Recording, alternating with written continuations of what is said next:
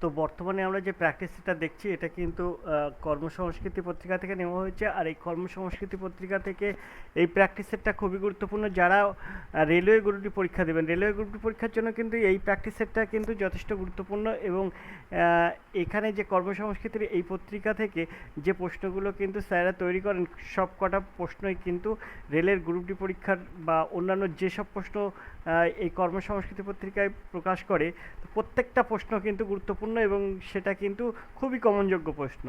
আজকেও তেমন একটি প্র্যাকটিস সেট নিয়ে এসেছি, যেটা কিন্তু কর্মসংস্কৃতি পত্রিকা থেকে নেওয়া হয়েছে, আর যেটা কিন্তু রেলওয়ে গ্রুপ ডি পরীক্ষার জন্য খুবই উপযুক্ত একটা প্রশ্ন। যারা রেলওয়ে গ্রুপ ডি পরীক্ষা দেবে বলে ঠিক করেছে, এছাড়াও যারা রেলওয়ে গ্রুপ ডি পরীক্ষার জন্য প্রিপারেশন বা প্রস্তুতি নিচ্ছ, তাদের জন্য কিন্তু আজকের ক্লাসটা খুবই গুরুত্বপূর্ণ। চলো আমরা শুরু করি। প্রথম প্রশ্ন কী আছে দেখবো। রেলওয়ে গ্রুপ ডি পরীক্ষার প্রথম প্রশ্ন কী আছে, এই প্র্যাকটিস সেটের প্রথম প্রশ্ন আছে দেখো, একের দাগের প্রশ্ন। একের দাগে যে প্রশ্নটা আছে সেই প্রশ্নটা কত গুরুত্বপূর্ণ একটা প্রশ্ন দেখো। একের দাগের প্রশ্ন আশা করি তোমরা দেখতে পাচ্ছ সবাই। চিরস্থায়ী বন্দোবস্ত কে পরিবর্তন করেন? চিরস্থায়ী বন্দোবস্ত কে পরিবর্তন করেন? লর্ড কর্নওয়ালিস, ওয়ারেন হেস্টিংস, জন শোর আর লর্ড বেন্টিং। তো এখানে এর সঠিক উত্তর কী হবে? তো সঠিক উত্তর কী হবে অবশ্যই তোমরা কমেন্ট করবে। 1793 সালে যখন বাংলায় চিরস্থায়ী বন্দোবস্ত চালু হয়, তখন বাংলার গভর্নর ছিলেন কিন্তু লর্ড কর্নওয়ালিস। আশা করি তোমরা বুঝতে পেরেছো। তো লর্ড কর্নওয়ালিস কিন্তু এই 1793 সালে চিরস্থায়ী বন্দোবস্ত পরিবর্তন করেন। অর্থাৎ এর সঠিক উত্তর হবে কিন্তু এর দাগ। চলো, এর দাগ হবে এর সঠিক উত্তর। তোমরা আশা করি বুঝতে পেরেছো। চলো আমরা এবার দুয়ের দাগের প্রশ্ন দেখি। দুয়ের দাগে যে প্রশ্নটা আছে, প্রশ্নটা আমার একটু সংশয় আছে এই প্রশ্নের উত্তর বা প্রশ্ন নিয়ে। তো এখানে তোমরা প্রশ্নটার সঠিক উত্তর অবশ্যই কমেন্ট করবে। আমি দুয়ের দাগের প্রশ্নটা বাদ দিই আর সব প্রশ্নের উত্তর সমাধান করে দিচ্ছি। দেখো চলো, দুয়ের দাগের যে প্রশ্নটা বাদ দিয়ে আমরা তিনের দাগের প্রশ্নটা সমাধান করব। তো তিনের দাগের প্রশ্ন কী আছে তার জন্য আমরা প্রশ্নটা একটু সরিয়ে নেব, দেখব। তিনের দাগে যে প্রশ্নটা আছে দেখো, প্রথম বিশ্ব ক্লাসিক্যাল তামিল সম্মেলন কোথায় অনুষ্ঠিত হয়? চেন্নাই, তিরুচিরাপল্লী, কোয়েম্বাটুর আর মহাবলীপুরম। তো এখানে এর সঠিক উত্তর কী হবে? তো মানে প্রথম বিশ্ব ক্লাসিক্যাল তামিল সম্মেলন কোথায় অনুষ্ঠিত হয়? তো এর সঠিক উত্তর কী হবে? আশা করি তোমরা কমেন্ট করবে, আর কমেন্ট করো সবাই। তো এখানে এর সঠিক উত্তর হবে কিন্তু সিদ্দাগ, অর্থাৎ কোয়েম্বাটুর। সিদ্দাগ হবে সঠিক উত্তর। চলো আমরা চলে যাই পরের প্রশ্নে, চার দাগের প্রশ্নে। চার দাগের প্রশ্ন আছে দেখো, মানুষের আবিষ্কৃত প্রথম ধাতুটি হলো লোহা, অ্যালুমিনিয়াম, দস্তা, তামা। তো এখানে এর সঠিক উত্তর কী হবে? খুব সুন্দর একটা প্রশ্ন, যেগুলো কিন্তু খুবই গুরুত্বপূর্ণ রেলওয়ে গ্রুপ ডি পরীক্ষার জন্য। তো আজকের প্র্যাকটিস সেটটা যারা দেখছো তাদেরকে একটা কথা বলে রাখি, তোমরা প্রত্যেকটা প্রশ্নের সঠিক উত্তর দেওয়ার চেষ্টা করো এবং কমেন্ট করো। মানুষে আবিষ্কৃত প্রথম ধাতুটির নাম কি? তো এখানে এর সঠিক উত্তর কী হবে? এখানে আছে অপশান এ লোহা, বি অপশানে আছে অ্যালুমিনিয়াম, সি অপশানে আছে দস্তা, ডি অপশানে আছে তামা। তো এখানে সঠিক উত্তর হবে মানুষের আবিষ্কৃত প্রথম ধাতুটি হলো তামা, অর্থাৎ ডি দাগ হবে সঠিক উত্তর। চলো আমরা পাঁচের দাগের প্রশ্নে চলে যাই। ভারতের স্বাধীনতা প্রাপ্তির সময় ভারতীয় জাতীয় কংগ্রেসের সভাপতি কে ছিলেন? J L Nehru, Sardar Patel, J B Kripalani, Abul Kalam Azad. তো ভারতের স্বাধীনতা প্রাপ্তির সময় ভারতীয় জাতীয় কংগ্রেসের সভাপতি কে ছিলেন? তো স্বাধীনতা যখন হয়েছিল তখন ছিল 1947 সাল। তো সেই সময় ভারতের জাতীয় কংগ্রেসের সভাপতি ছিলেন কিন্তু জে বি কৃপালিনী, অর্থাৎ সিদ্দাক হবে সঠিক উত্তর, জে বি কৃপালিনী। আমরা চলে যাবো পরের প্রশ্নে। পরের প্রশ্ন কী আছে দেখবো। তা তোমরা কমেন্ট করছো না, কমেন্ট করো। প্রত্যেকটা প্রশ্নের উত্তর করার চেষ্টা করো। কমেন্ট করলে তবেই কিন্তু তুমি যে কতটা নিজের প্রতি নিজে মানে প্রিপারেশানটা নিয়েছো তা কিন্তু বোঝা যায়। আর পরীক্ষা কিন্তু খুব শীঘ্রই হবে, সামনে আর একটা মাস পরেই কিন্তু রেলওয়ে গ্রুপ ডি পরীক্ষাটি হবে। তা রেলওয়ে গ্রুপ ডি পরীক্ষায় এখনও পর্যন্ত যারা ক্লাস করোনি, মানে কোথাও ক্লাস করোনি, অবশ্যই যোগাযোগ করো, ক্লাস করো। তাহলে দেখবে তোমরাও পারবে রেলের গ্রুপ ডি পরীক্ষায় পাশ করতে এবং সেখান থেকে একটা চাকরি সংগ্রহ করতে। এখানে সবচেয়ে বড় ব্যাপার হচ্ছে রেলওয়ে গ্রুপ ডি পরীক্ষা তখনই পাশের একটা সম্ভাবনা বেশি থাকে যখন তুমি রিজনিং, অঙ্ক এবং সায়েন্স ভালো করে তোমরা করতে পারবে। কারণ এই তিনটি বিষয়ে যদি তুমি ভালো নাম্বার পেতে পারো তবেই কিন্তু তুমি এখানে পাশ করতে পারবে, নইলে কিন্তু আদার্সে কিন্তু হবে না। রেলওয়ে এনটিপিসি পরীক্ষা যারা দিয়েছিল এনটিপিসি পরীক্ষা যারা দিয়েছিল উত্তরপত্র বেরিয়ে গেছে, তো অধিকাংশ স্টুডেন্ট কিন্তু সায়েন্সের সব গোল্লা পাকিয়ে দিয়েছে। আর যে অঙ্কগুলো দিয়েছে সেই অঙ্কগুলো বা সায়েন্স অঙ্ক আর এবং ওই যে মানে যেগুলো পরিকল্পনা মানে রাষ্ট্রবিজ্ঞান থেকে থাকে সেইগুলো কিন্তু সবাই ঘেটে ঘ করে দিয়েছে। তাই এখানে কিন্তু তাদের বেশি নাম্বার তুলতে পারেনি। প্রথমে মনে করেছিল বেশ অনেক প্রশ্ন উত্তর দিয়ে এসেছি, ভালো নাম্বার পেয়ে যাব, দেখা যাচ্ছে গুণে 27 নাম্বার, 25 নাম্বার, 23 নাম্বার এরকম হচ্ছে। তাই এখানে তোমাদের এই রেলের যে কোনো পরীক্ষার জন্য অঙ্ক, রিজনিং এবং সায়েন্স, ফিজিক্স, কেমিস্ট্রি আর বায়োলজি এটা তোমাকে জানতেই হবে, তাহলে তুমি এই রেলের গ্রুপটির মতন পরীক্ষায় তুমি পাশ করতে পারবে। চলো 6 দাগের প্রশ্ন আছে, অল ইন্ডিয়া ট্রেড ইউনিয়ন কংগ্রেসের প্রতিষ্ঠাতা কে? এম.এন. জোশী, জওহরলাল নেহরু, লালা লাজপত রায় আর মুজফ্ফর আহমেদ। তো এখানে অল ইন্ডিয়ান ট্রেড ইউনিয়ন কংগ্রেসের প্রতিষ্ঠাতা কে ছিলেন? 6 দাগের সঠিক উত্তর কী হবে? তো all India trade union Congress অর্থাৎ AITUC হলো ভারতের প্রাচীনতম ট্রেড ইউনিয়ন ফেডারেশন। এটি কিন্তু ভারতের কমিউনিস্ট পার্টির সাথে যুক্ত। এটি 1920 সালের 31শে অক্টোবর লালা লাজপত রায়কে কিন্তু প্রথম সভাপতি হিসেবে প্রতিষ্ঠিত করেছিলেন। আশা করি তোমরা বুঝতে পেরেছো। তাহলে এখানে সঠিক উত্তর কী হবে? তো এর সিদ্ধাক হবে সঠিক উত্তর লালা লাজপত রায়। চলো আমরা চলে যাই 7 দাগের প্রশ্নে। 7 দাগের প্রশ্ন আছে, কোন পঞ্চবার্ষিকী পরিকল্পনার সময় সবুজ বিপ্লবে সূচিত হয়েছিল? এই যে পঞ্চবার্ষিকী পরিকল্পনা, যে কটা পরিকল্পনা আছে তোমাদের করতে হবে মুখস্থ, এবং সেখান থেকে কিন্তু একটা প্রশ্ন পড়বেই। আর এটা কিন্তু একমাত্র আর এডুকেশন স্কুল এরকমভাবে তৈরি করে স্টুডেন্ট।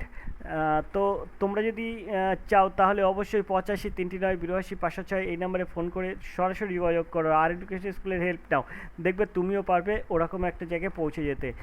আর এখানে কিন্তু সবচেয়ে মনে রাখবে যে কেন্দ্র সরকার যেসব চাকরিগুলো কিন্তু আছে এখনও পর্যন্ত তোমরা কিন্তু ওই সব চাকরিগুলো করতে পারবে। রাজ্য সরকারের যে WBP এবং KP আছে সে দুটো তুমি যদি পরীক্ষা দাও তাহলেও কিন্তু এখানটায় কিন্তু কোনো অসুবিধা হয় না, তুমি কিন্তু পরীক্ষায় পাস করতে পারবে এবং সেখান থেকে চাকরিটা ধরে নিয়ে আসতে পারবে।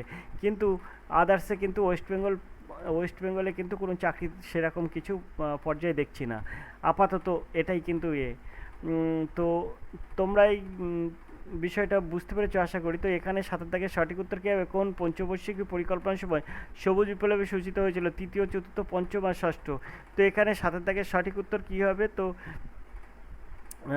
এখানে কিন্তু 1961 থেকে 1966 সালে হয়েছিল তৃতীয় পঞ্চবার্ষিকী। 1961 থেকে 1966 সালে হয়েছিল তৃতীয় পঞ্চবার্ষিকী পরিকল্পনা। আর এই পরিকল্পনায় কিন্তু সবুজ বিপ্লবের ধারণা প্রণয়ন করা হয়, এবং এই নিবন্ধটি একটি সবুজ বিপ্লবের প্রয়োজনীয়তা এবং এটি কিভাবে ভারতীয় অর্থনীতিকে প্রভাবিত করে তা নিয়ে কিন্তু আলোচনা করা হয়। তাহলে এখানে সঠিক উত্তর কী হবে? সবুজ বিপ্লবের মধ্যে পড়ে তৃতীয় পঞ্চবার্ষিকী পরিকল্পনা। এখন তোমাদের এখানে প্রশ্নটা আমি বুঝিয়ে দিলাম, তোমাদের কাছে একটা প্রশ্ন রাখলাম যে সবুজ বিপ্লবের মধ্যে কোন চাষটা কিন্তু পড়ে, সেটা তুমি অবশ্যই কমেন্ট করবে। চলো আমরা চলে যাই 8 দাগের প্রশ্নে। 8 দাগের প্রশ্ন কী আছে দেখো, খুব সুন্দর একটা প্রশ্ন। বুদ্ধ কোথায় তার বাণী প্রথম প্রচার করেছিলেন? কুশীনগর, বুদ্ধগয়া, কাশী আর সারনাথ। তো তোমরা এটা সবাই জানো। এই যে গৌতম বুদ্ধর থেকে যদি রেলের গ্রুপ ডি পরীক্ষায় না পড়ে তাহলে তুমি আমাকে এসে বলবে, আর এডুকেশন স্কুলের নামে যা ইচ্ছা তাই বলবে, যদি গৌতম বুদ্ধর থেকে একটা প্রশ্ন তোমাকে না পড়ে। রেলের গ্রুপ ডি পরীক্ষায় পড়তে বাধ্য এই মানে গৌতম বুদ্ধর থেকে পড়বে, কোনো মিস হবে না। তো যে কোনো একটা প্রশ্ন পড়বে। বুদ্ধ কোথায় তার বাণী প্রথম প্রচার করেছিলেন? খুব সুন্দর একটা প্রশ্ন, আর এই প্রশ্ন কিন্তু রেলের গ্রুপ ডি পরীক্ষার জন্য খুবই গুরুত্বপূর্ণ। তো এখানে এর সঠিক উত্তর হবে কি তা তোমাদের আমি বলে দিচ্ছি। নেক্সট প্রশ্ন থেকে উত্তর করবে তোমরা। 49 দিনের একটা ধ্যানরত অবস্থায় থাকার পরে বুদ্ধ বিহারের বোধগয়া নামক একটি গ্রামে এক অশ্বত্থ গাছের নিচে গৌতম বোধি অর্জন করেছিলেন, অর্থাৎ বোধি মানে আলোকিতকরণ অর্জন করেছিলেন। উত্তরপ্রদেশের বারাণসী শহরের নিকটবর্তী সারনাথ গ্রামে, ভালো করে আবার একটু শুনে নেবে, উত্তরপ্রদেশের বারাণসী শহরের নিকটবর্তী সারনাথ গ্রামে বুদ্ধ ও তার বাণী প্রথম প্রচার করেছিলেন। এই ঘটনাটি ধর্মচক্র পরিবর্তন নামে কিন্তু পরিচিত, ধর্মচক্র পরিবর্তন নামেও কিন্তু পরিচিত এটা। তো এখানে সঠিক উত্তর কী হবে? উত্তরপ্রদেশের উত্তরপ্রদেশের কোথায়? উত্তরপ্রদেশের বারাণসী শহরের নিকটবর্তী সারনাথে কিন্তু তিনি প্রথম বাণী প্রচার করেছিলেন। তাহলে এখানে সঠিক উত্তর কী হবে? ডিদ্দাগ অর্থাৎ সারনাথ। তো এইভাবে কিন্তু এসব প্রশ্নের উত্তর ভালো করে মুখস্থ করতে হয়। ৪৯ দিন ধরে কিন্তু তিনি ধ্যানরত অবস্থায় ছিলেন। কোথায় ছিলেন? বিহারের বোধগয়া নামক একটি গ্রামে এক অশ্বত্থ গাছের নিচে কিন্তু গৌতম বুদ্ধ বোধি লাভ করেছিলেন। আশা করি তোমরা বুঝতে পেরেছো। তো ডির দাগ হবে সঠিক উত্তর। চলো আমরা ৯ দাগের প্রশ্নে চলে যাই। ৯ দাগের প্রশ্ন আছে, দেখো, ভারতের জাতীয় কংগ্রেসের প্রথম মুসলিম সভাপতি হয়েছিলেন মোহাম্মদ আলী, বদরুদ্দিন তয়াবজি, আবুল কালাম আজাদ কেউ নন। তো এখানে তোমরা অবশ্যই জানবে ৯ দাগের সঠিক উত্তর কী হবে? ১৮৮৭ সালে বদরুদ্দিন তয়াবজি ভারতের জাতীয় কংগ্রেসের প্রথম মুসলিম সভাপতি এবং কংগ্রেসের তৃতীয় সভাপতি হয়েছিলেন এই বদরুদ্দিন তয়াবজি, অর্থাৎ বিদ্যাগ হবে সঠিক উত্তর। আশা করি তোমরা বুঝতে পেরেছো। ১৮৮৫ সালে ভারতীয় জাতীয় কংগ্রেসের প্রথম সভাপতি হয়েছিলেন কিন্তু উমেশ চন্দ্র ব্যানার্জি। আশা করি তোমরা বুঝতে পেরেছো। আর ইনি কিন্তু ১৮৮৭ সালে হয়েছিলেন প্রথম মুসলিম সভাপতি তথা কংগ্রেসের কিন্তু তৃতীয় সভাপতি এই বদরুদ্দিন তয়াবজি। আর বলা এই প্রসঙ্গে বলে রাখি, ১৮৮৫ সালে কিন্তু উমেশ চন্দ্র ব্যানার্জি প্রথম ভারতের জাতীয় কংগ্রেসের সভাপতি হন। চলো আমরা ১০ দাগের প্রশ্ন দেখি কি আছে। ১০ দাগের যে প্রশ্নটা হচ্ছে, দেখো, বাবরনামার লেখক কে ছিলেন? আবুল ফজল, ফিরদৌসি, আসিফ আর বাবর। তো বাবরনামা এটা মানে মুঘল সাম্রাজ্যের বাবরের জীবন কাহিনী নিয়েই কিন্তু এই বাবরনামার লেখা। আশা করি তোমরা বুঝতে পেরেছো। বাবরনামা এর আক্ষরিক অর্থ হচ্ছে বাবরের লেখা বা বাবরের বই। এটা হলো ভারতের মুঘল সাম্রাজ্যের প্রতিষ্ঠাতা জহিরুদ্দিন মোহাম্মদ বাবর। তিনি কিন্তু ১৪৮৩ থেকে ১৫৮৩ সাল পর্যন্ত ক্ষমতায় ছিলেন। এই সময় তার লেখা আত্মজীবনী। আর এইটা কিন্তু লেখা চাকতাই ভাষায়, চ একার ঘ ত একার হস্যই, চাকতাই ভাষায় কিন্তু এই বইটা লেখা ছিল। এই বইটি তুজকি বাবুরি নামেও কিন্তু যথেষ্ট পরিচিত।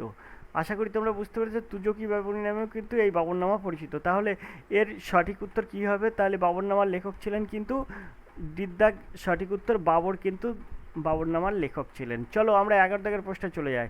১১ দাগের প্রশ্ন কী আছে, দেখো, লৌহ মানব কাকে বলা হয়? লৌহ মানব কাকে বলা হয় তোমরা আশা করি জানো। তো এর অপশান আছে জেএল নেহেরু, সর্দার বল্লভভাই প্যাটেল, মহাত্মা গান্ধী আর সুভাষচন্দ্র বসু। তো এখানে আমরা এই সঠিক উত্তর কী পাবো? ১১ দাগের সঠিক উত্তর তো তোমরা কমেন্ট করবে। কমেন্ট করার পরে তবেই কিন্তু আমি এই প্রশ্নের উত্তরটা করব। তো তোমরা এই প্রশ্নের সঠিক উত্তর কী করেছো? লৌহ মানব কাকে বলা হয়? তো এখানে বলছে জেএল নেহেরু কখনোই না, সর্দার বল্লভভাই প্যাটেল হচ্ছে এর সঠিক উত্তর। আশা করি তোমরা বুঝতে পেরেছো। ডির অপশান যে সুভাষচন্দ্র বসু আছে, সুভাষচন্দ্র বসুর নাম ছিল কিন্তু নেতাজি নামেই কিন্তু সবাই চিনত। আশা করি তোমরা বুঝতে পেরেছো। মহাত্মা গান্ধী এনাকে কিন্তু জাতির জনক বলা হতো। তাহলে জওহরলাল নেহেরু অর্থাৎ জেএল নেহেরু এনাকে কী নামে পরিচিত ছিলেন?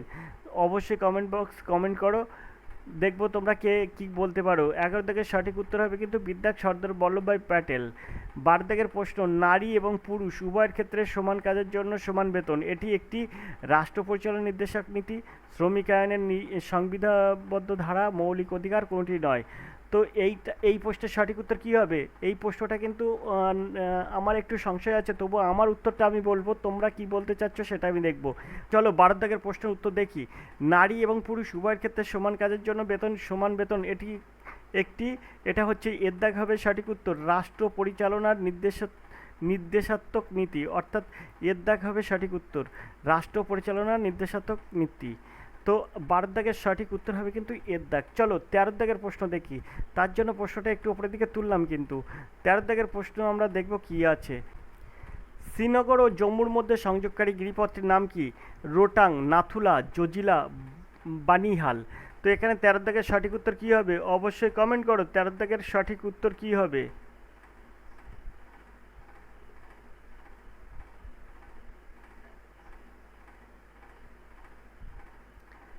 ১৩ দাগের সঠিক উত্তর কী হবে? শ্রীনগর ও জম্মুর মধ্যে সংযোগকারী গিরিপথটির নাম কি? ১৩ দাগের কমেন্ট কে কী করেছো দেখি। পীরপঞ্জাল গিরিপথটি হলো যেটি কিন্তু যেটি নাম কিন্তু পীরপঞ্জাল গিরিপথ, যেটা কিন্তু পীরকা গলি নামেও কিন্তু পরিচিত। সেটি এই গিরিপথটি কিন্তু জম্মু কাশ্মীরকে কী করেছে, জম্মু কাশ্মীরের কিন্তু পীরপঞ্জালটা কিন্তু দুটোকে কিন্তু মানে ওই শৈলশিরায় অবস্থিত জম্মু কাশ্মীর পীরপঞ্জাল। পীরপাঞ্জাল হলে এখানে কিন্তু উত্তর তুমি করতে পারতে। এখানে কিন্তু যেটা দিয়েছে সেটার সঠিক উত্তর কী হবে? তো এখানে শ্রীনগর ও জম্মুর মধ্যে সংযোগকারী এটা হচ্ছে বানিহাল হবে। বানিহাল, বানিহাল, বানিহাল পাস, যেটাকে কিন্তু বলা হয় জহর টানেল।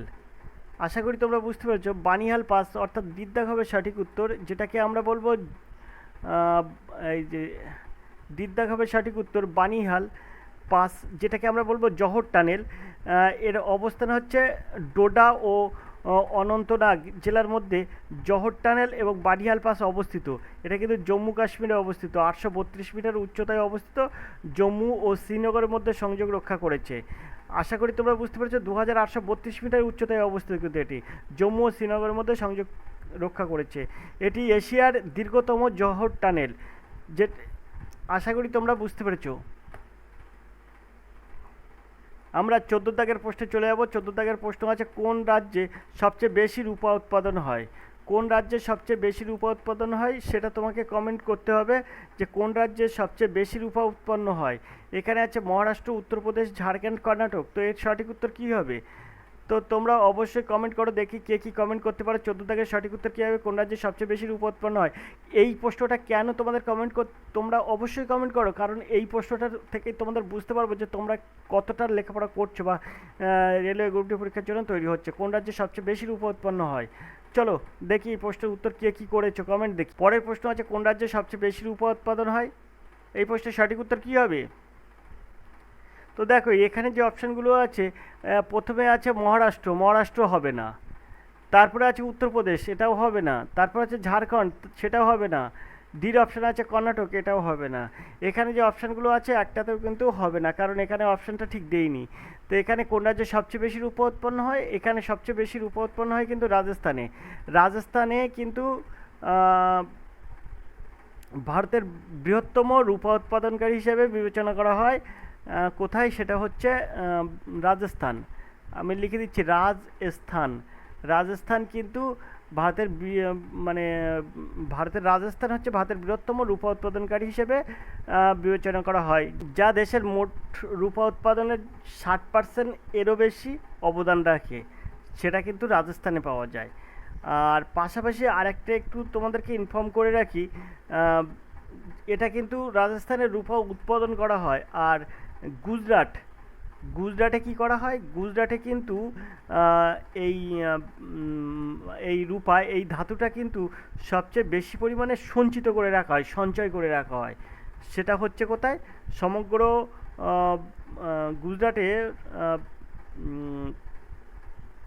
29,982 টন, মানে 29,982 টনের মতন রূপা কিন্তু এই গুজরাটে কিন্তু স্থগিত করা বা সঞ্চয় করে রেখে দেওয়া হয়। আশা করি তোমরা বুঝতে পেরেছো। রাজস্থানে সবচেয়ে বেশি রূপা উৎপন্ন হয় আর বেশি রূপা সঞ্চয় করে রাখা হয় গুজরাটে। আর এখানে যে অপশানগুলো দেওয়া আছে দেখতে পাচ্ছ তো, মহারাষ্ট্র, উত্তরপ্রদেশ, ঝাড়খণ্ড, কর্ণাটক। তো এর মধ্যে সবচেয়ে এর মধ্যে কিন্তু একটাও এর উত্তর হবে না, উত্তর হবে কিন্তু রাজস্থান। সবচেয়ে বেশি রূপা উৎপন্ন হয়, তেমনই সবচেয়ে রূপা বেশি সঞ্চিত থাকে গুজরাটে। আর এই যে কর্ণাটক দেখতে পাচ্ছ তো, এই কর্ণাটকে সবচেয়ে বেশি সোনা উৎপন্ন হয়, সোনা।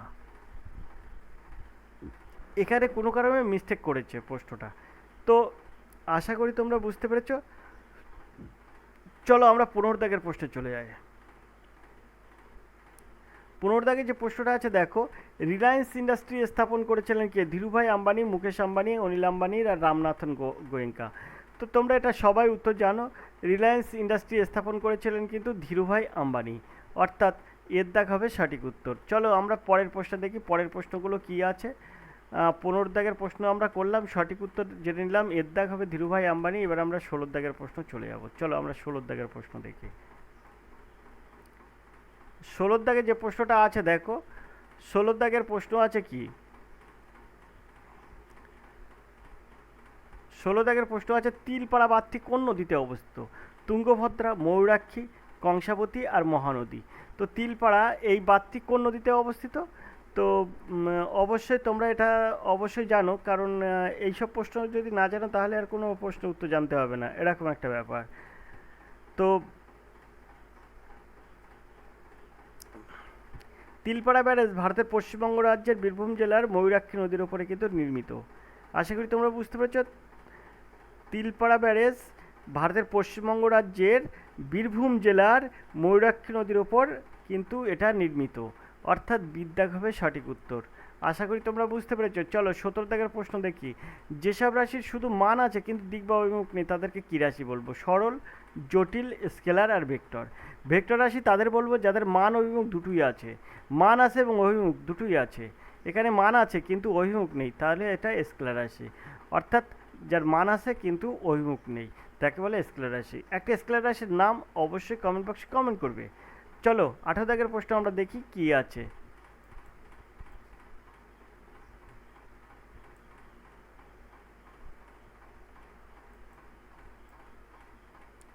তো 18 দাগের যে প্রশ্নটা আছে দেখো, খুব সুন্দর একটা প্রশ্ন আছে। 18 দাগের প্রশ্ন বলছে দেখো, এগুলির মধ্যে কোনটি এগুলির মধ্যে এগুলির মধ্যে কোনটি তড়িৎ যৌগ? তাহলে তোমার এখানে সঠিক উত্তর কী হবে? এখানে এর সঠিক উত্তর এখানে অপশান আছে BCl3, PCl3, NCl3, CCl3। তো এখানে হবে BCl3। এগুলির মধ্যে কোনটি তড়িৎ যৌগ? BCl3। এখন প্রশ্ন থাকতে পারে তোমাদের কাছে, BCl3 আমরা কেন বলবো? কারণ বি এর যোজন কক্ষপথে কিন্তু 6টি ইলেকট্রন থাকে, এর মধ্যে 3টি ইলেকট্রন হচ্ছে ক্লোরিনের সাথে সমযোজী বন্ধনে অংশগ্রহণ করে, বাকি 3টি ইলেকট্রন কিন্তু বি এর অষ্টক পূরণ করে।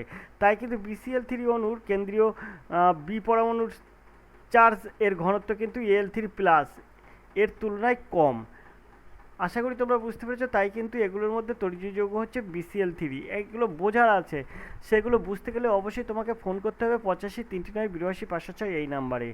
এগুলো কিন্তু এখানে ইউটিউবে আলোচনা করা যায় না, কারণ এটা অনেকটা বড় বিষয় থাকে, বড় হয়ে যায়। তো এখানে যারা পড়াশুনো করে বা অনলাইনে যারা ক্লাস করে তাদেরকে কিন্তু এসবগুলো পরিষ্কার করে বুঝিয়ে বলে দেওয়া হয়। চলো আমরা 19 দাগের প্রশ্ন দেখি। ব্লাস্ট ফার্নেস থেকে যে লোহা পাওয়া যায় তার নাম কি? এইটা কিন্তু খুব গুরুত্বপূর্ণ একটা প্রশ্ন। ব্লাস্ট ফার্নেসটা কি তোমরা সেটাই কিন্তু জানো না। ব্লাস্ট ফার্নেস থেকে যে লোহা পাওয়া যায় তার নাম কি? ইস্পাত, রট আয়রন, পিগ আয়রন আর কাস্ট আয়রন। আশা করি তোমরা মানে এই প্রশ্নের উত্তর করতে পারবে। তো এই প্রশ্নের সঠিক উত্তর কী হবে? তো চলো দেখি আমি একটু কমেন্ট বক্সে 19 দাগের সঠিক উত্তর কী করেছো। 19-এর প্রশ্নের উত্তর কী হবে? ব্লাস্ট ফার্নেস থেকে যে লোহা পাওয়া যায় তার নাম কি? 19 প্রশ্নের উত্তর কী হবে সেটা তুমি বলো। 19 দাগের প্রশ্নের সঠিক উত্তর কী হবে সঞ্জীব? 19 দাগের প্রশ্নের সঠিক উত্তর কী হবে? ব্লাস্ট ফার্নেস থেকে যে লোহা পাওয়া যায় তার নাম কি? ইস্পাত, wrought iron, pig iron, cast iron. চলো কমেন্ট কী করেছো দেখি। 19 দাগের সঠিক উত্তর হচ্ছে কিন্তু ব্লাস্ট ফার্নেস থেকে যে লোহা পাওয়া যায় তার নাম হচ্ছে পিগ আয়রন। সিদ্ধাক হবে সঠিক উত্তর, পিগ আয়রন হবে এর সঠিক উত্তর। চলো আমরা পরের প্রশ্নে চলে যাই। আমরা 20 দাগের প্রশ্নে চলে যাই। এই 20 দাগের যে প্রশ্ন আছে, ডান্ডি যাত্রা শুরু হয়েছিল ওয়ারদা, হরিদ্বার, পুনে, সবরমতী। 20 দাগের প্রশ্নের সঠিক উত্তর কী হবে অবশ্যই তোমরা বলতে পারবে, তার জন্য আমি একটু সময় দেবো এবং তোমরা কমেন্ট করো। 20 দাগের প্রশ্নের সঠিক উত্তর কী হবে? ডান্ডি যাত্রা শুরু হয়েছিল কোথা থেকে? দেখি কে কী কমেন্ট করতে পারো। 20 দাগের প্রশ্ন কী উত্তর হবে? ডান্ডি যাত্রা শুরু হয়েছিল ওয়ারদা, হরিদ্বার, পুনে, সবরমতী। তো এর সঠিক উত্তর কী হবে? ডান্ডি যাত্রা শুরু হয়েছিল। কোথা থেকে শুরু হয়েছিল ডান্ডি যাত্রা? মহাত্মা গান্ধী আহমেদাবাদের কাছ থেকে মহাত্মা গান্ধী আহমেদাবাদের কাছে তার সবরমতী আশ্রম থেকে ডান্ডি পদযাত্রা শুরু করে। 24 দিনে 240 মাইল পথ পায়ে হেঁটে, মনে রাখবে 24 দিনে 240 মাইল পথ পায়ে হেঁটে ডান্ডি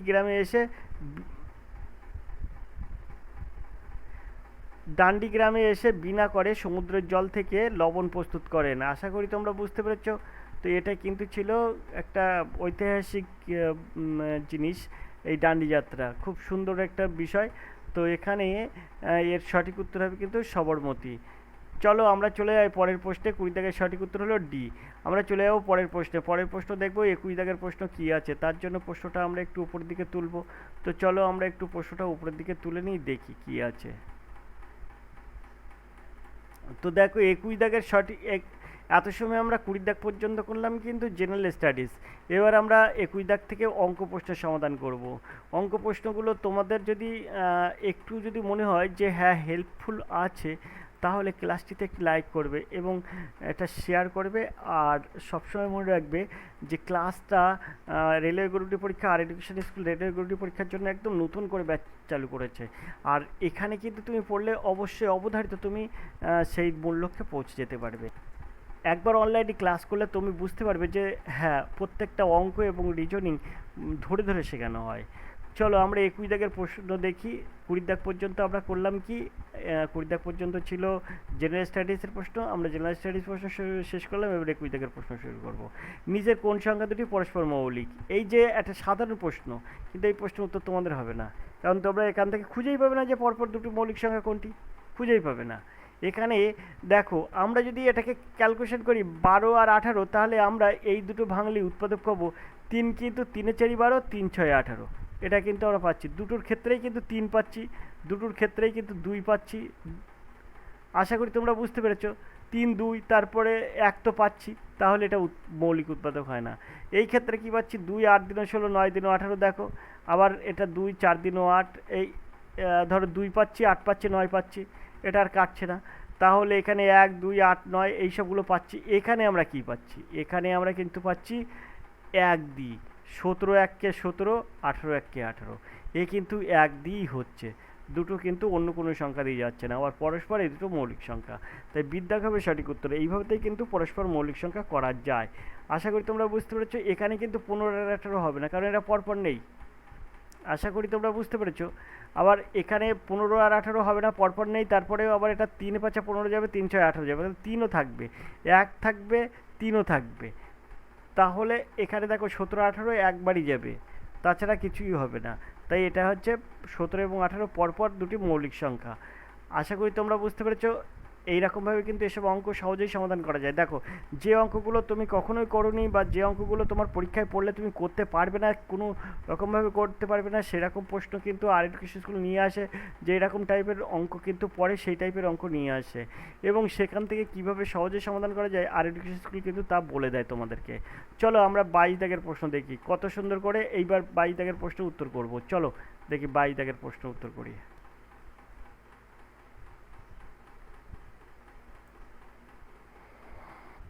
দেখো আমরা এবার 22 দাগের এই প্রশ্নটা দেখব।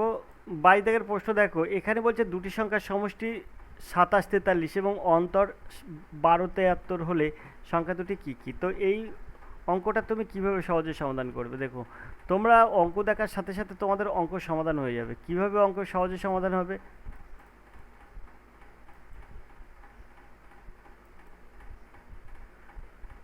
তো তোমরা একটা কথা মনে রাখবে যে এখানে বলছে দুটি সংখ্যার সমষ্টি 27 43, অন্তর 1273 হলে সংখ্যা দুটি কী কী? তো এরকম অঙ্ক তোমাদের কিভাবে সহজে সমাধান করা যায়? দেখো, এই দুটো সংখ্যা, এখানে বলছে সংখ্যা দুটি কী কী, তাহলে নিশ্চিত এখানে যে সংখ্যা দুটো আছে সেই দুটো সংখ্যা এখানে সংখ্যা। তাহলে এই যে 27 43 মানে দুটো সংখ্যার সমষ্টি, তো দুটো সংখ্যা দেখো যোগ করে 27 43 হয়। প্রথমে আমরা এখানে যে 3 আছে সেটা দেখব। দেখো 8-এর সঙ্গে 5 যোগ করলে 13 হয়, 13 3 হয় কিন্তু শেষে। কিন্তু এখানে 7 আর 5 12 হয়, 12 2 হয়, এটা কিন্তু হবে না। 5 আর 5 10 হয়, 10-এর 0 হয় শেষে, এটাও কিন্তু হবে না। এই দেখো 4 আর 5 9 হয় শেষে, 3 হয় না কিন্তু, তাহলে কিন্তু এটাও হবে না। তাহলে তুমি বলতে পারো এটা হবে সঠিক উত্তর। এবার তুমি এই দুটো যোগ করলে তুমি পাবে 27 43, এই দুটো সংখ্যা বিয়োগ করলে পাবে 1273। ও পাবে। আশা করি তোমরা বুঝতে পেরেছো। চলো 23 দাগের প্রশ্ন, এর সঠিক উত্তর কী হবে? 1 থেকে 30 পর্যন্ত জোড় সংখ্যাগুলির গড় কত? এরকম অঙ্ক থাকলে তুমি একদম সহজে কিছুই করতে হবে না, তোমাকে কি করতে হবে, 30-এর সঙ্গে 2 যোগ করতে হবে, তাহলে হবে কত, 32। তাকে তোমরা কি করবে, তাকে তোমরা 2 দিয়ে ভাগ করবে। আশা করি তোমরা বুঝতে পেরেছো। 32-কে 2 দিয়ে ভাগ করলে হয়ে যাবে 16। তো এইরকম 23 দাগের সঠিক উত্তর হবে কিন্তু 16, অর্থাৎ সি দাগ হবে সঠিক উত্তর। খুব সুন্দরভাবে এসব অঙ্ক সহজে সমাধান করে আর এডুকেশন স্কুল। আর এডুকেশন স্কুল অঙ্ক দেখলেই কিন্তু তার হয়ে যায় যে অঙ্কগুলো এইভাবে সহজে সমাধান করা যায়। 24 দাগের প্রশ্ন আছে, দুটি সংখ্যার অনুপাত 3:4 হলে এদের লসাগু 108 হলে সংখ্যা দুটি কত? সংখ্যা দুটি তুমি যদি নির্ণয় করতে চাও তাহলে এই 3 আর 4 গুণ করো 12, তাকে 108-কে 12 দিয়ে ভাগ করো, তাহলে পাবে কত, 9। এখন বলছে সংখ্যা দুটি কত? তাই একটা সংখ্যা 3 নং 27 হবে, আর একটা সংখ্যা 4 নং 36 হবে। 9-কে 4 দিয়ে গুণ করলে 36, একটা সংখ্যা 27, একটা সংখ্যা 36, অর্থাৎ বিদ্যাগ হবে সঠিক উত্তর। এইভাবে কিন্তু এসব অঙ্ক সহজেই সমাধান করা যায়। 25 দাগের প্রশ্ন দেখো, একদম প্লেন, প্রত্যেকটা অঙ্ক প্লেন করে দেবো। 300 টাকা কেজি চায়ের সঙ্গে 250 টাকা কেজি দরের চা কি অনুপাতে মেশালে মিশ্র চায়ের দাম 270 টাকা হবে? কিছু না, এটাকে তুমি এলিগেশন মেথড করো।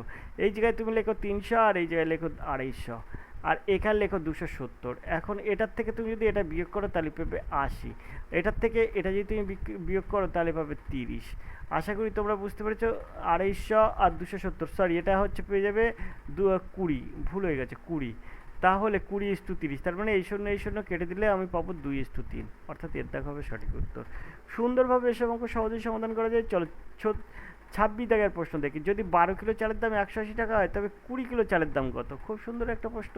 12 কিলোর দাম 180 টাকা, 1 কিলোর দাম কত? নিচে হয়ে যাবে 12, আর 20 কিলোর দাম কত? তাই এখানে 20 হয়ে যাবে কোণ।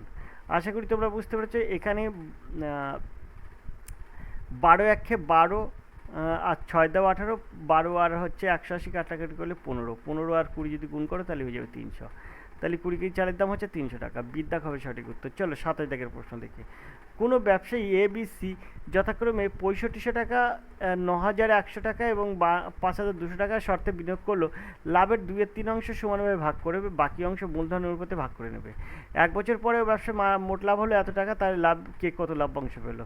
তো এর থেকে 2/3 অংশ আমরা কাটা দেবো, 2/3 অংশ, তাই 2/3 দিয়ে গুণ করে দেবো। তাহলে 3 4 12 আর 2 দাও 14, 3 8 24, আর এখানে এই দুটোর সঙ্গে বসে গেল 48 দিন 96, 9600। এই 9600-র মধ্যে কে কত পাবে তোমাকে তাই বার করতে হবে। সেই ক্ষেত্রে তুমি এবিসি এর অনুপাত কী হবে? এই দুটো শূন্য কাটবে, সবার এই দুটো শূন্য কাটবে, এই দুটো শূন্য কাটবে। তাহলে একটা হচ্ছে 65 প্রথমটা, বিটা হচ্ছে 91, আর সিটা হচ্ছে 52। এখন এখানে আমরা 13 দিয়ে কাটবো। 5 তেরম 65, 7 তেরম 91, 4 তেরম 52, অর্থাৎ এ 5, বি 7, সি 4। এখানে এই 9600 টাকা এখান থেকে বলছে এত অংশ সমানভাবে ভাগ করে নেবে। ওই অংশটা ওরা 9600 টাকা ওরা সমানভাবে ভাগ করে নেবে। 9600 টাকা সমানভাবে মানে একে এর 2/3 অংশ টাকাটা ওরা সমানভাবে ভাগ করে নেবে। মানে 2/3 দিলে হচ্ছে 9600 হবে। 48, 3 4 12 আর 2 14, 3 8 24, 4800, 4800 দিল 9600।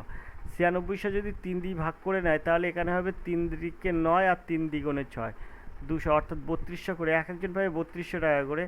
এইবারে বাকি অংশ মূলধনের অনুপাতে 9600, তাহলে 1004 মানে 14400 থেকে 96 বাদ দেবো, তাহলে আমার উত্তর, তাহলে এখানে কত হবে? একটুখানি ধৈর্য ধরে দেখবে।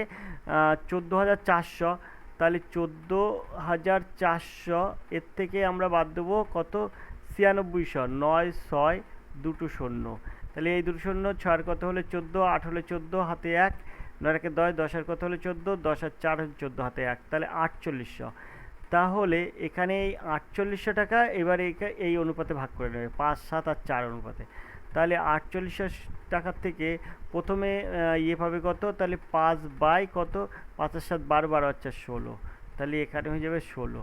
তাহলে এখানে 3 16 48, অর্থাৎ 300। 300 আর 5 যদি তুমি গুণ করো তাহলে কত হবে? 1500। তাই 1500 এদিকে আছে 1500, আর এদিকে আছে কত? এদিকে আছে কিন্তু 3200। তাহলে 3200 আর 1500 তুমি যোগ করো, যোগ করলে কত হবে? 5 আর 2 7, 3 আর 1 4, 4700।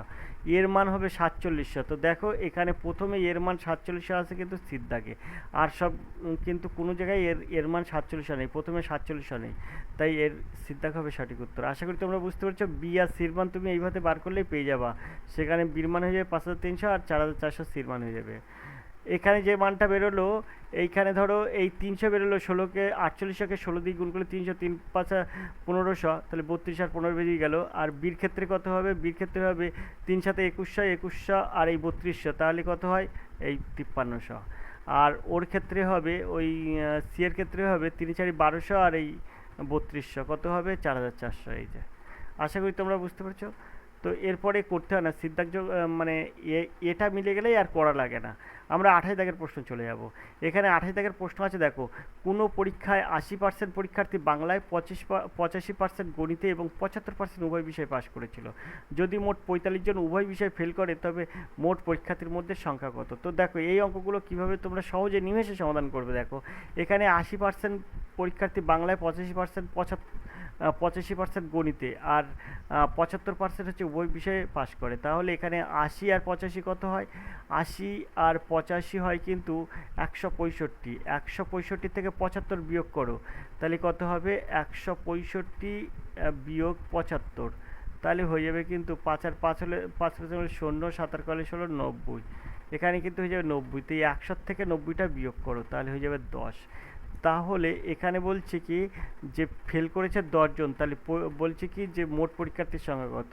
তুমি 100 জন মোট পরীক্ষার্থীর সংখ্যা ধরেছিলে, ধরে ক্যালকুলেশন করেছো, এখানে আছে তোমার 10 জন ফেল করেছে, তাহলে এখানে 10 সমান সমান আমরা লিখবো কত, 45। তাহলে 1 সমান সমান কত, তাহলে 45/10, আর 100 সমান সমান কত।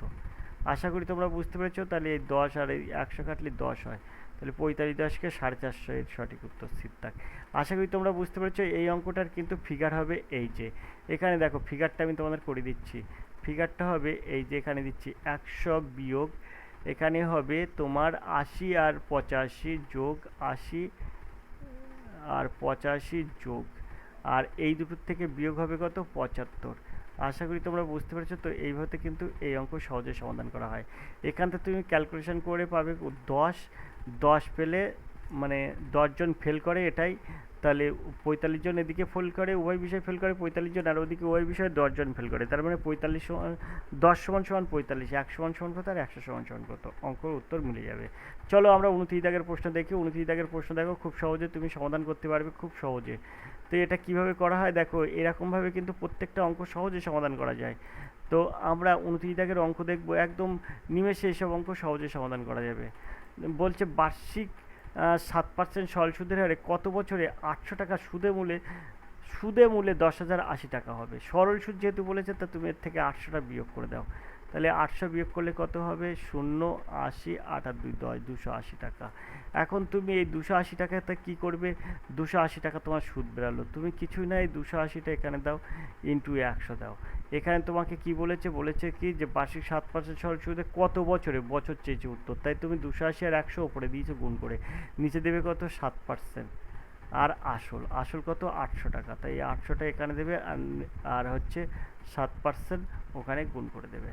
তাহলে এখানে এই শূন্য দুটো শূন্য কেটে যায়, এই দুটো শূন্য কেটে যায়, এখানে আছে 28, আর এখানে আছে 7, তো 4 7 28, 40, আর এই 40 আর এই 8 কাটতে হয়ে যাবে 5, তো এখানে সঠিক উত্তর হবে কিন্তু 5 বছর। এর দাগ হবে সঠিক উত্তর। আশা করি তোমরা বুঝতে পেরেছো। এইভাবে কিন্তু এসব অঙ্ক সহজে সমাধান করা যায়। চলো আমরা 30 দাগের প্রশ্ন দেখি। যদি 3 মাস অন্তর সুদ দেয়, তবে 8% হারে সুদের 10,000 টাকার 1 বছর চক্রবৃদ্ধি সুদ নির্ণয় করো। তো এই অঙ্কগুলো কীভাবে সহজে সমাধান করবে, একদম চোখের নিমেষে এসব অঙ্ক সহজে সমাধান করা যায়। এই যে 30 দাগের প্রশ্নের উত্তর কীভাবে বার করতে হবে, একদম নিমেষে সহজে সমাধান করা যাবে। একদম এই প্রশ্নগুলো কীভাবে করতে হয় ইউটিউবে দেখানো, মানে তোমরা অবশ্যই বুঝতে পারবে। তো ঠিক আছে, আজকের ক্লাসটা আমি এই পর্যন্ত রাখছি। আজকে আর ক্লাসটা করব না, আগামীকাল এই জায়গার থেকে পরের প্রশ্নগুলো সহজে সমাধান করব। 30 দাগের সঠিক উত্তর কী হবে অবশ্যই কমেন্ট করবে, আর এর পরের অঙ্ক বা পরের প্রশ্নগুলো কিন্তু আগামীকাল অবশ্যই করব। তো আজকের ক্লাস এই পর্যন্ত, দেখা হবে পরের ক্লাসে। ততক্ষণ তোমরা ভালো থাকো, সুস্থ থাকো, ধন্যবাদ, তোমাদের দিন শুভ হোক।